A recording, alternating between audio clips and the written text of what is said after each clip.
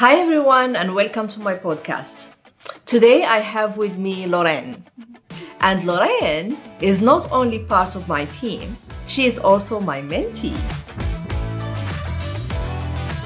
It's very simple. Put customer in the center of everything and also put aside the ego that you have as well. Always come in to take responsibility. From a customer perspective, the last thing they want to hear that it's nothing to do with me. Partner success is customer success, and customer success is partner success, is Microsoft success. We need to cover from end to end. What I'm talking about is the executive coverage. On the ground level as well, how I talk to the executive and how I talk to the people on the ground doing the actual work layout is actually very, very different. There was a coach previously who told me when I was managing the customers is that you need to go deep, wide and high in the organization. That's exactly what you are doing.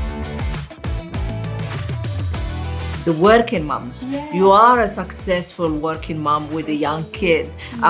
So how do you balance the work-life, I wouldn't say work-life balance, but the work-life harmony? I have sort of have this unspoken rule with the customer. When you come to me, tell me how important it is. Yes. Tell me the timeline. I think it's the mental aspect of things, right? To keep the healthy boundary, physical boundary at work, and mental boundary itself that help me have this work-life harmony itself. I think so many working moms need to hear this. It is okay. It's okay to ask for help. It's okay. It's okay not to have it all at once. I'm Imane and I welcome you to the podcast, Coffee with Me, Customer Success on the Frontline.